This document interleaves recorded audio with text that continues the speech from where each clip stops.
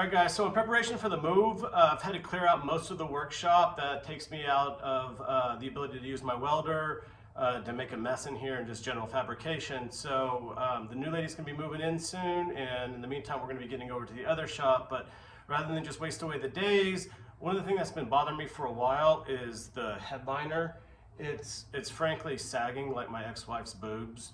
And I'm gonna pull all that out. So I saw on YouTube, this guy used some paint.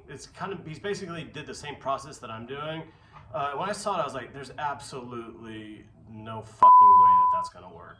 But it looked, the more I thought about it, I've done like a lot of remodel at this current house and got a lot more experience with it. So I'm gonna walk you through that process. I'm not gonna document taking the headliner out. There's plenty of YouTubes on there to do that, but yeah, the basic premise is let's drop that headliner out, let's sand all that foamy crap out, and get some primer.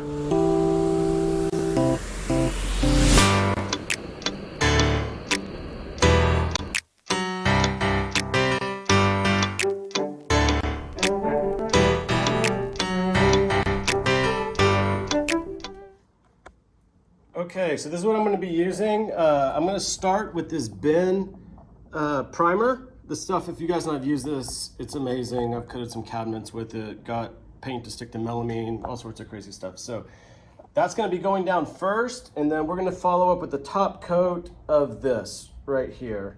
I was going to go with exterior, but the lady said that the fumes were going to kill me and that I would get hella high, so didn't want that while we were driving around. This is the color, this 6144 Dapper Tan.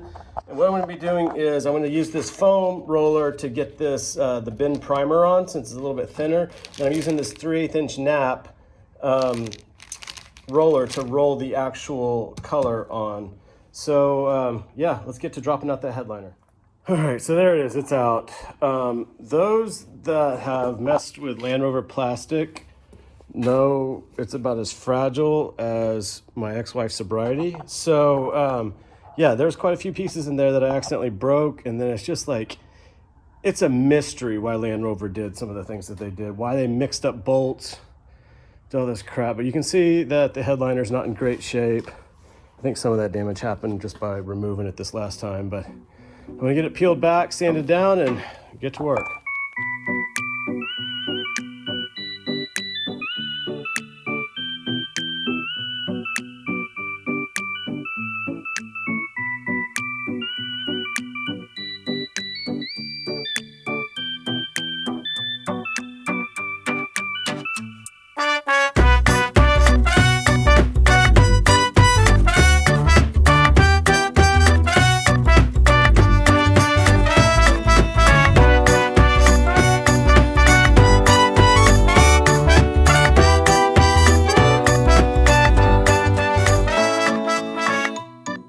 Another day, cleaned out a bunch of stuff, and I have the whole headliner out. So as you saw, I just kind of took a wire brush. It took about an hour, I would say.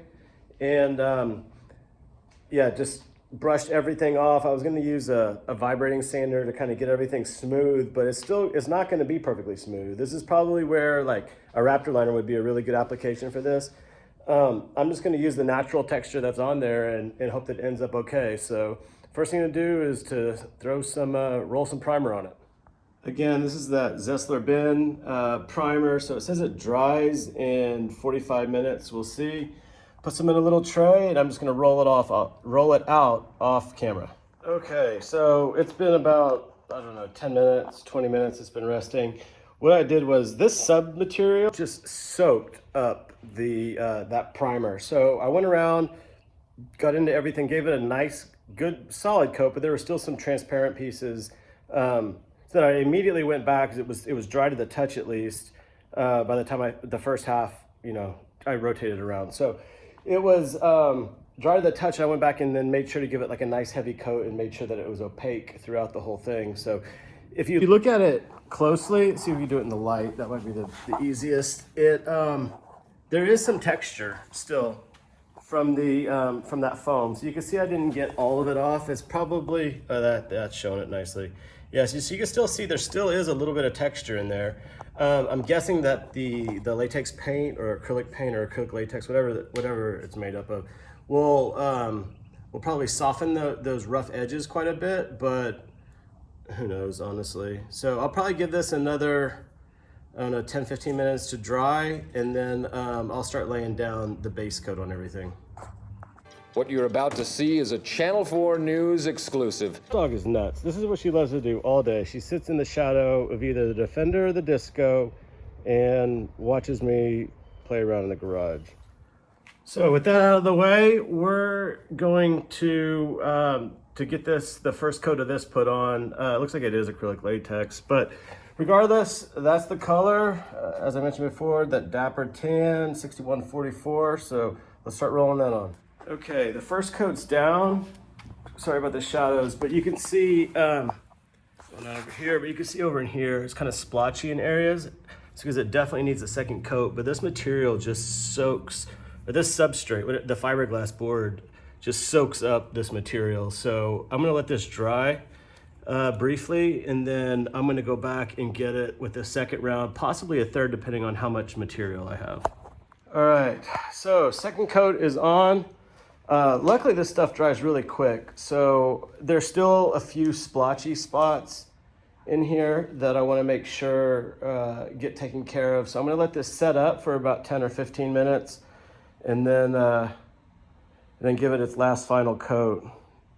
But yeah, overall, I mean, I'm pretty happy with it. That texture, as you can see, is still in there, so it looks kind of like a bed liner almost, but I mean, I doubt it's anywhere near that stiff. But yeah, it's looking good. One more coat, definitely in the little nooks and stuff, and I think we'll be golden. I honestly, in doing this, I'm pretty confident that this paint is gonna really stick and really stick well. And the nice thing is that it's a little bit flexible, right? So I needed it to be flexible, but also very durable, and as in porous as it possibly can. That's why I use that primer. So overall, let's see how it goes. One more coat, I'll do that off camera. No one wants to see anyone paint. It's really pretty boring. And the next thing we know, we'll look at it one final time in the sunshine and get it installed. All right, so $10 worth of this turned into this. I might tighten up. Sorry about the dog barking. You like the mailman? Anyway, yeah, $10 of this bungee turned into this. Like I said, it's got 100% stretch on it. This one's a little bit, I drew this one a little bit tighter. I'm gonna put this on the headliner, and then, yeah, replace the headliner, I guess. So here's how it turned out. Managed to break a bunch of tabs and miss pieces here and there. But overall, it came out really smooth. You can see there's like some slight texture on it. Part of the reason I wanted to get this down was I wanted to be able to start throwing up some of my like travel stickers and stuff that I get along the way. So obviously I need to get this piece reordered. And right there, you can see I cracked it, and there's just generally some other pieces. So I took all these nuts out. You can see they're a lot more springy now, but they're not really connecting up here. So what I'm going to do is I'm just going to do some aluminum trim on the front and the back, and then some moly right there.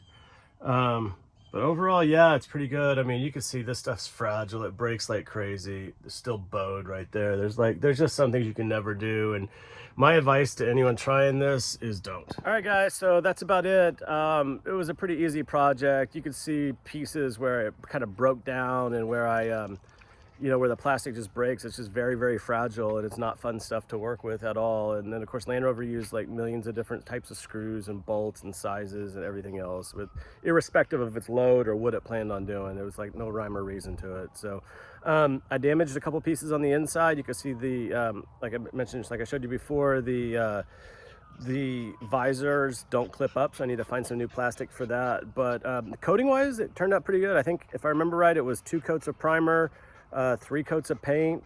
All in all, I had that bin primer, so that didn't really cost me anything net new, but I think I spent like $45 at Sherwin-Williams. That's to get some paint supplies, some trays that I used to roll it out, some rollers, that kind of stuff, and also the paint. Overall, I'm really happy. The finish looks like it's kind of like a gritty kind of bed liner. The paint seems pretty durable. I don't remember if I mentioned this in the beginning or not, but I wanted to be able to start putting stickers up there. That's why I went with paint instead of a fabric. And so yeah, I don't know if stickers are gonna stick. You can see I tried it, but only time will tell. But overall, I mean, I guess I'm pretty happy with it. If there's some things I could have done differently, probably would have dyno matted it on the top to get some insulation, some sound, deadening up there. But I didn't do that. Just didn't really feel like it. I mean, like I said, I'm in the middle of a house move, so it's kind of do what I can when I can and stay out of the garage for the most part. But as always, guys, I really appreciate you guys watching. I'm really happy you made it this far. I would love a like and subscribe, or just a like, anything. But I'd love to get these view counts up. I enjoy doing these projects and I enjoy bringing them to you. So until next time, we'll see ya.